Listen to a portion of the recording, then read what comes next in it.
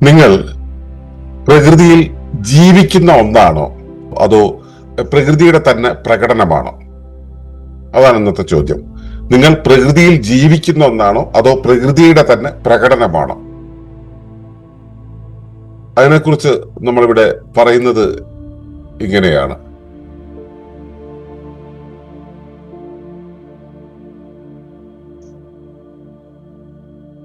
We do not live in nature. We exist as nature within the totality of our life. അങ്ങനെ നമ്മൾ മൂന്നാമത്തെ അധ്യായത്തിലേക്ക് കടക്കുകയാണ്. പ്രകൃതി സമഗ്ര നിലനിൽപ്പും നമ്മുടെ സ്ഥാനവും എന്നുള്ളതാണ് ഈ അധ്യായം. അതിൽ നമ്മൾ അഭിസംബോധന ചെയ്യുന്നത് 3-4 കാര്യങ്ങളാണ്. ഒന്ന്, എന്താണ് പ്രകൃതി, എന്താണ് പ്രകൃതിയുടെ സമഗ്രത, മനുഷ്യനും പ്രകൃതിയും തമ്മിലുള്ള സമഗ്ര ബന്ധം എങ്ങനെ മനസ്സിലാക്കാം, പ്രകൃതിയിൽ ജീവിക്കുന്നു എന്നതോ പ്രകൃതിയായി നിലനിൽക്കുന്നതോ എന്നതോ ശരി, ഇവയാണ് നമ്മളൊന്ന് പരിശോധിക്കുന്നത്. നമുക്ക് നോക്കാം. ഏവർക്കും നമസ്കാരം. ശുഭകരമാകട്ടെ ഈ ദിനം, സന്തോഷകരമാവട്ടെ, സൗഖ്യകരമാകട്ടെ, അനുഭവങ്ങളും അനുഭൂതികളും നമ്മെ ഏവരെയും നയിക്കുമാറാകട്ടെ. പ്രകൃതി, അതിന്റെ സമഗ്രമായ നിലനിൽപ്പ്, അതിലെ നമ്മുടെ സ്ഥാനം, ഇതാണ് ഈ മൂന്നാമത്തെ അധ്യായത്തിൽ നമ്മൾ ചർച്ച ചെയ്യുന്നത്. സമഗ്രമായ നിലനിൽപ്പ്.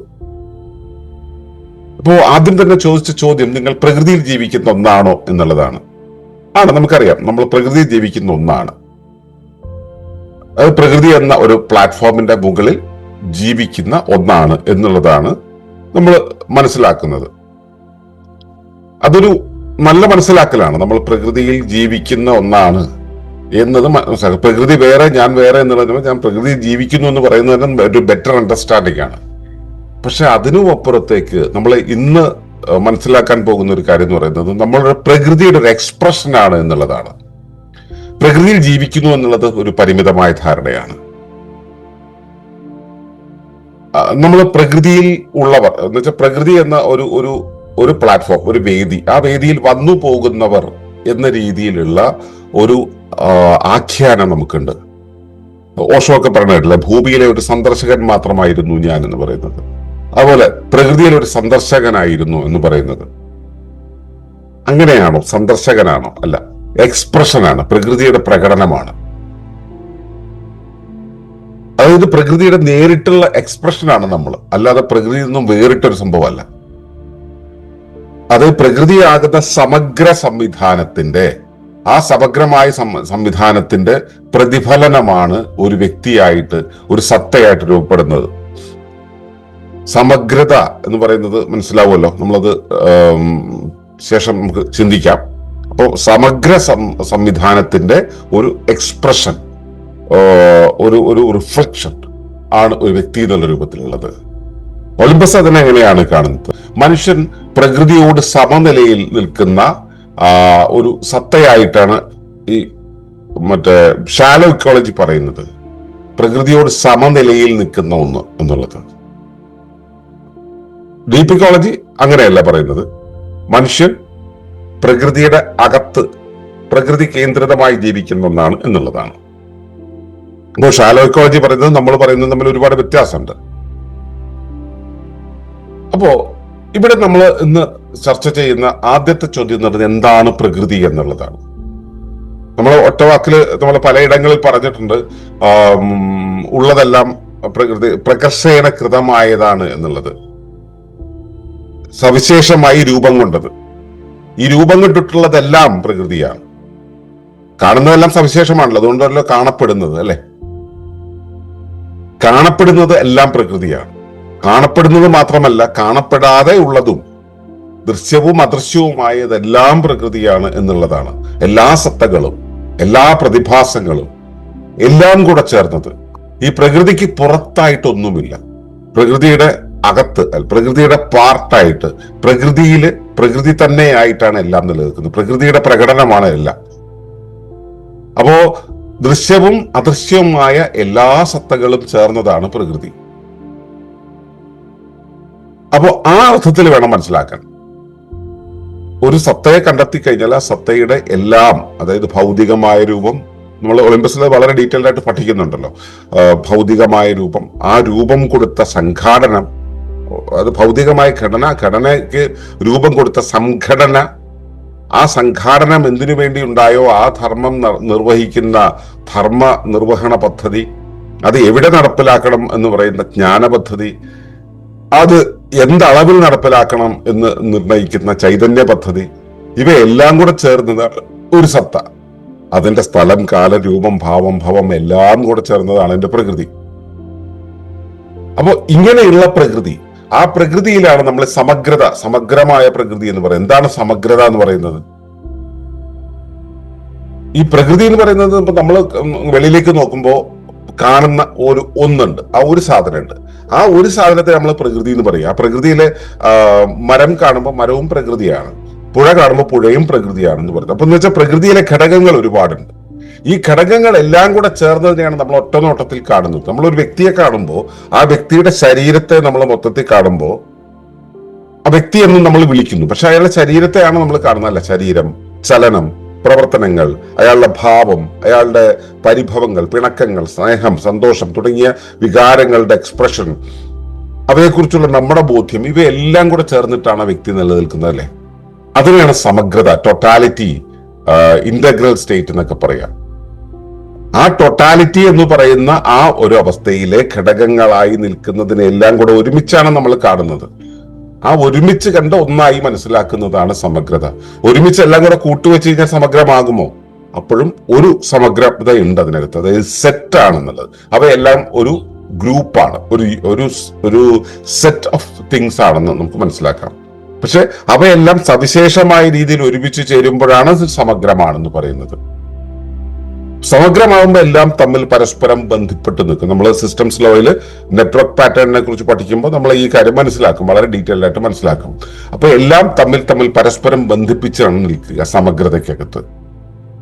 അതിനകത്ത് ഞാൻ വേറെ നീ വേറെ എന്ന തിരിച്ചറിവുണ്ടാകുന്നത്, അല്ലെങ്കിൽ ഞാൻ വേറെ നീ വേറെ എന്ന രീതിയിൽ കണക്കാക്കപ്പെടുന്നത് നമ്മുടെ അഹത്തിന്റെ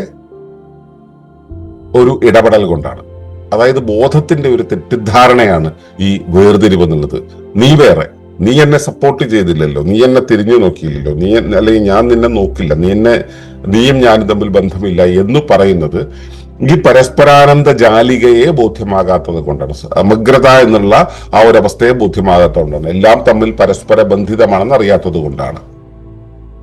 സമഗ്രതയാണ് സത്യത്തിൽ ഇവിടെ ഉള്ളത്. ആ പരസ്പരാനന്ദമായിട്ടുള്ള ആ പരസ്പരാശ്രയത്വം എന്ന് പറയുന്ന ഒരവസ്ഥയില്ലേ, സമഗ്രമായ ആ ഇന്റർ കണക്ഷൻ എന്ന് പറയുന്നില്ലേ, അതാണ് ഇവിടെ ഉള്ളത്. ആ കണക്ഷനെ നമ്മൾ മനസ്സിലാക്കാതെ വരുന്നത് നമ്മുടെ ബോധം അതിനെ തെറ്റിദ്ധരിക്കുന്നത് കൊണ്ടാണ്. ആ ജാലികയെ, പരസ്പരമുള്ള കണക്ഷനെ തെറ്റിദ്ധരിക്കുന്നത് കൊണ്ടാണ്. ഇവിടെ മനുഷ്യരും പ്രകൃതിയും തമ്മിലുള്ള ബന്ധത്തെ എങ്ങനെയാണ് മനസ്സിലാക്കേണ്ടത് എന്നുള്ളൊരു ചോദ്യം നമ്മുടെ മുന്നിൽ ഉണ്ടായിരുന്നു. നമ്മൾ ഈ സമഗ്രതയെക്കുറിച്ച് മനസ്സിലാക്കിയല്ലോ, അത് വെച്ചിട്ട് നാം പ്രകൃതിയുടെ അവിഭാജ്യ ഘടകമാണ് എന്ന് വെച്ചാൽ പ്രകൃതിയുടെ ഘടകമാണെന്ന് ആദ്യം പറയാം. അവിഭാജ്യമാണ്, അത് വിഭജിക്കാൻ കഴിയില്ല. ഇപ്പൊ നമ്മളെ പ്രകൃതിയിൽ നിന്നും ഇല്ലാതാക്കാൻ വേണ്ടി നമ്മളെ കൊന്നുകളഞ്ഞു എന്നിരിക്കട്ടെ, നമ്മളെവിടെയാ പോവുക? അപ്പോഴും പ്രകൃതിയിലാണ്. നമുക്ക് ഘടന നഷ്ടപ്പെടുന്നത് എന്തിൽ നിന്നാണ്? നമ്മൾ പ്രകൃതിയിൽ നിന്നും ദൂരത്തേക്ക് പോകുന്നില്ല, പ്രകൃതി നൽകിയ ഒരു ഘടന നമുക്ക് നഷ്ടമാകുന്നു. എന്നിട്ട് നമ്മൾ എവിടേക്കാണ് ലയിക്കുന്നത്? വീണ്ടും പ്രകൃതിയിലേക്ക് തന്നെ. അതാണ് അവിഭാജ്യം എന്ന് പറയുന്നത്. അവിഭാജ്യ ഘടകമാണ്. അതിലെ നമ്മൾ ജീവിച്ചിരിക്കുമ്പോഴാണെങ്കിലും ശരി, മരിക്കുമ്പോഴാണെങ്കിലും ശരി, നമ്മൾ അതുമായി ഇന്റർഡിപെൻഡന്റ് ആണ്. പ്രകൃതിയിലെ സർവ്വഘടകങ്ങളുമായിട്ടും ഇന്റർഡിപെൻഡന്റ് ആണ്. നമുക്ക് നേരിട്ട് ബന്ധമില്ല എന്നുള്ള രീതിയിൽ കരുതുന്ന പലതുമായിട്ടും നമ്മൾ ഡിപെൻഡന്റ് ആണ്. ഇപ്പൊ ഉദാഹരണത്തിന്, ഇപ്പം മനുഷ്യന്റെ എന്താ പറയാ, വളരെ ബലഹീനമായിട്ടുള്ള ചില ചിന്തകളുണ്ട്. അവിടെയോ വാർ നടക്കുമ്പോൾ നമ്മളെ എങ്ങനെ ബാധിക്കാനാണ്? നമ്മൾ നേരിട്ട് കണക്റ്റഡ് ആണ്, നേരിട്ട് തന്നെ കണക്റ്റഡ് ആണ്. ശരിക്കും പറഞ്ഞാൽ ജീവന്റെ ശരീരം ഇങ്ങനെ മൊത്തത്തിൽ നിൽക്കുമ്പോൾ, മനുഷ്യ ശരീരത്തെ എടുത്തു നോക്കുക, ആ ജീവന്റെ ശരീരത്തിൽ എവിടെയെങ്കിലും ഒരു കൊതുക് കുത്തിയാൽ മതി, നമ്മുടെ മൊത്തം ഉറക്കം പോവും, നമ്മുടെ മൊത്തം ഉണർവങ്ങ് പോവും, അല്ലെ? അപ്പൊ ജീവനൊരു ഏകതയുണ്ട്. ആ ഏകതയായിരിക്കുമ്പോൾ ഒരിടത്ത് വേദന വന്നാൽ, ഒരിടത്ത് കാലുഷ്യം വന്നാൽ, ഒരിടത്ത് അസ്വസ്ഥത വന്നാൽ അത് മൊത്തം ശരീരത്തെയും ബാധിക്കും. നമ്മളിപ്പോ അനുഭവിച്ചുകൊണ്ടിരിക്കുന്ന ശാന്തിയോ നമ്മൾ അനുഭവിച്ചുകൊണ്ടിരിക്കുന്ന അസ്വസ്ഥതയോ ഒക്കെ ഈ ഭൗമമായ ജാലികയുടെ, പ്രകൃതിയാകുന്ന സമഗ്ര സംവിധാനത്തിന്റെ ഏകതയിൽ അവിടെ ഇവിടെ ഉണ്ടാകുന്ന തട്ടലും മുട്ടലും കൊണ്ടാണ്. ചിലന്തിവലയുടെ ഏതെങ്കിലും മൂലയ്ക്ക് ഒരു എറുമ്പ് വന്നിരുന്ന ചിലന്തിക്ക് അത് മൊത്തത്തിൽ അറിയാൻ കഴിയും. അതുപോലെ ജീവന്റെ ഒരു വല്ലാത്ത ഏകതയുണ്ട്. ആ ഏകതയിലാണ് നമ്മൾ ജീവിക്കുന്നത്. അപ്പൊ മനുഷ്യൻ ആ ഏകതയെ തിരിച്ചറിയുന്ന ഒന്നാണ്. മറ്റു ജീവജാലങ്ങൾക്ക് അതറിയും. മനുഷ്യൻ അതിനകത്ത് ഞാൻ ബോധം കൊണ്ട് വേറിട്ട് നിൽക്കുന്ന ഒരുത്തരാണ്. ഈ ഞാൻ ബോധം കൊണ്ട് വേറിട്ട് നിൽക്കുന്ന വെച്ചാൽ അവന് ചില ധർമ്മങ്ങൾ നിർവഹിക്കാൻ വേണ്ടിയാണ് ആ ഞാൻ ബോധം നൽകി അവനെ വേറിട്ടതാക്കി നിർത്തിയത്. പക്ഷെ ആ ഞാൻ ബോധത്തിന് തന്നെയാണ് ഞാൻ ഈ സമഗ്ര ഘടനയുടെ ഒരു രൂപമാണെന്ന് തിരിച്ചറിയാനുള്ള ശേഷിയുള്ളത്. മനുഷ്യൻ പ്രകൃതിയുടെ ഏകഭാവത്തിൽ നിൽക്കുന്ന ഒന്നാണ് എന്നത് കൊണ്ട് തന്നെ ആണ് അവനെ തിരിച്ചറിയാൻ പറ്റുന്നത്. അപ്പോ മനുഷ്യൻ ഉണ്ടാകുമ്പോൾ ആ ഒഴിവാക്കിയ ആദ്യത്തെ അവന്റെ ഞാൻ, നമ്മൾ കഴിഞ്ഞ ദിവസങ്ങളിൽ പഠിച്ച, അതായത് അവന്റെ സ്പർശനീയമായ ഞാൻ, അവന്റെ ഉടമസ്ഥതയിലുള്ള ഞാൻ, അവൻ നിർമ്മിച്ച ഞാൻ, അവന് അതീതമായി നിൽക്കുന്ന ഞാൻ, അവന് പരമമായി നിൽക്കുന്ന ഞാൻ, അവന്റെ പ്രാകൃതീയ ഞാൻ, ഈ പലതരം ഞാനുകൾ ഉണ്ടല്ലോ. ആ ഞാനുകളെല്ലാം കൂടെ ചേർന്നിട്ട് ഇവനെ അതിൽ നിന്നും, പ്രകൃതിയുടെ സമഗ്രതയിൽ നിന്നും വേറിട്ട ഒന്നാക്കി ചിത്രീകരിച്ചിട്ടുണ്ട്. ആ ചിത്രീകരണത്തിന്റെ അവസ്ഥയിൽ നിന്നുകൊണ്ട് തന്നെ അവന് മനസ്സിലാക്കാൻ പറ്റും. ഒരുപക്ഷെ അവിടെ നിന്നുകൊണ്ട് തന്നെയാണ് അവന് ഇത്രത്തോളം സമഗ്രമായി ബോധ്യപ്പെടാൻ കഴിയുക, ഞാൻ പ്രകൃതിയുമായിട്ട് ഏകതയിൽ നിൽക്കുന്ന ഒന്നാണ്. മറ്റു ജീവജാലങ്ങളിൽ ഞാൻ പ്രകൃതിയും തമ്മിൽ വേറിട്ടതാണെന്നോ ഒന്നാണെന്നോ ചിന്തയുണ്ടാവില്ല. പട്ടിക്ക് അറിയുമോ ഞാൻ പ്രകൃതിയുടെ ഭാഗമാണെന്ന്? പട്ടിക്ക് അറിയുമോ ഞാൻ പ്രകൃതിയിൽ നിന്നും വേറിട്ടതാണെന്ന്? അറിയില്ല. കാരണം ഇത് രണ്ടും ചിന്തയുമില്ല. ഇത് രണ്ടും ചിന്തിക്കുന്നത് മനുഷ്യനാണ്. അപ്പോ വേറിട്ടും ചേർന്നും ഒരുപോലെ നിൽക്കാൻ കഴിയുന്ന ഒന്നാണ് മനുഷ്യൻ. അങ്ങനെ ആ രൂപത്തിലാണ് മനുഷ്യൻ പ്രകൃതിയുമായിട്ടുള്ള ബന്ധം. പ്രകൃതിയായിട്ട് ബന്ധം വെച്ചാൽ ഞാൻ വേറെ പ്രകൃതി വേറെ എന്നുള്ള രീതിയിൽ ബന്ധിപ്പിച്ചിരിക്കുന്ന എന്തോ ഉണ്ടെന്നുള്ളതല്ല. അവൻ വേറിട്ടതാകുന്ന ആ ഒരു കാര്യത്തെക്കുറിച്ചാണ് പറഞ്ഞത്. ഞാൻ ബോധമാണ് അവനെ വേറിട്ടതാക്കുന്നത്. ആ ഞാൻ ബോധം കൊണ്ട് തന്നെയാണ് അവൻ തിരിച്ച് ചേർന്ന് പോകാനും അവന് കഴിയുന്നത്.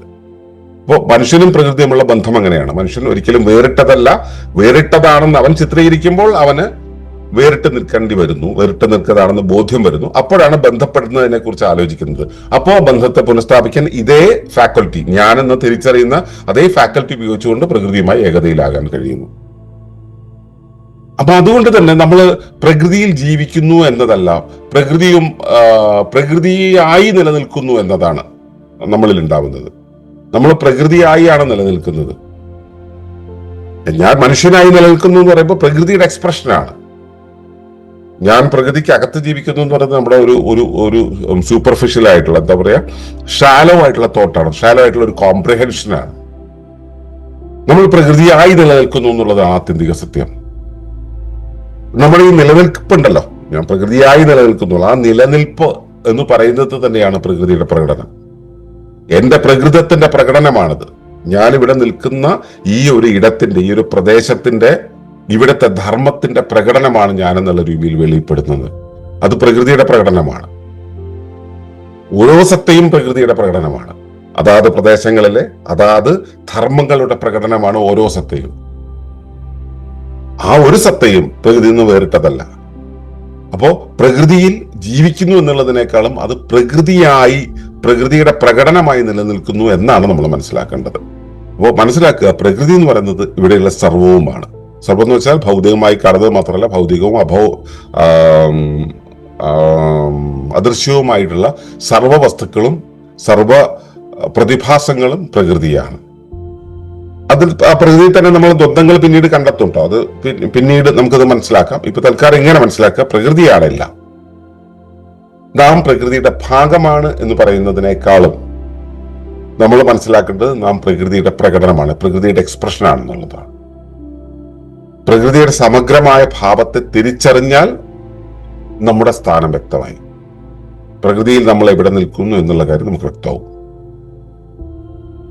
പ്രകൃതിയുടെ പാർട്ടാണ് നമ്മൾ, പ്രകൃതിയുടെ എക്സ്പ്രഷനാണ് നമ്മൾ. എവിടെ നിന്ന് എക്സ്പ്രസ് ചെയ്യുന്നു, ഏത് ഭാഗത്ത് നിന്ന് എക്സ്പ്രസ് ചെയ്യുന്നു എന്ന് വെച്ചാൽ ഈ പ്രദേശത്ത് ഞാൻ എക്സ്പ്രസ് ചെയ്യുന്നു, ഇവിടുത്തെ ധർമ്മത്തെ ഞാൻ എക്സ്പ്രസ് ചെയ്യുന്നു, ഇവിടുത്തെ സമയത്തെ എക്സ്പ്രസ് ചെയ്യുന്നു, സ്ഥലകാല രൂപഭാവ ഭവങ്ങളെ ഞാൻ എക്സ്പ്രസ് ചെയ്യുന്നു. ആ രൂപത്തിലാണ് ഞാൻ എക്സ്പ്രഷൻ ആവുന്നത്. പ്രകൃതിയുടെ എക്സ്പ്രഷനാണ് ഞാൻ. അതിന് മനസ്സിലാവണമെങ്കിൽ ഈ പ്രകൃതിയുടെ സമഗ്രത മനസ്സിലാകണം. അപ്പോ പ്രകൃതിയെ ഇങ്ങനെ മനസ്സിലാക്കുന്നതിലൂടെയാണ് നമ്മൾ സ്വയം മനസ്സിലാക്കുന്നത്. അല്ലെങ്കിലോ സ്വയം മനസ്സിലാക്കുന്നതിലൂടെയാണ് പ്രകൃതിയെ മനസ്സിലാക്കുന്നത്. സ്വയം മനസ്സിലാക്കുക എന്ന് വെച്ച് കഴിഞ്ഞാൽ ഈ സമഗ്രതയെ അനുഭവിക്കുക എന്നത് തന്നെയാണ്. അങ്ങനെ അനുഭവിക്കാൻ നിങ്ങൾക്ക് കഴിയുമാറാകട്ടെ എന്ന് പ്രാർത്ഥിക്കുകയാണ്. തുടർന്നുള്ള ദിവസങ്ങളിൽ ഇതിന് ശേഷം സംസാരിക്കാനുള്ള പ്രകൃതിയിൽ നമ്മുടെ സ്ഥാനത്തെ നമ്മൾ എങ്ങനെ അറിയാം എന്നുള്ളത് കൃത്യമായിട്ടും ഉൾക്കൊള്ളാം. നമുക്ക് ഇന്ന് മനസ്സിലാക്കേണ്ടത് ഇത്രയുമാണ്. ഇത് നിങ്ങളൊന്ന് വിചിന്തനം ചെയ്യുക, അല്ലെങ്കിൽ പുനരാവർത്തി അതിനകത്തൂടെ ചിന്തിച്ചു പോവുക. കൂടുതൽ വ്യക്തതയുമായിട്ട് നാളെ വീണ്ടും കാണാം. അതുവരേക്കും നന്ദി, നമസ്കാരം. തുടർന്ന് കാണുന്നതിന് മുമ്പായി ഈ വിഷയം ഇഷ്ടമായെങ്കിൽ ഒന്ന് ലൈക്ക് ചെയ്യുക, കമന്റ് ചെയ്യുക, ഷെയർ ചെയ്യുക. നിങ്ങൾ പ്രകൃതിയെ ഇഷ്ടപ്പെടുന്നുവെങ്കിൽ ഈ ചാനൽ സബ്സ്ക്രൈബ് ചെയ്യുക.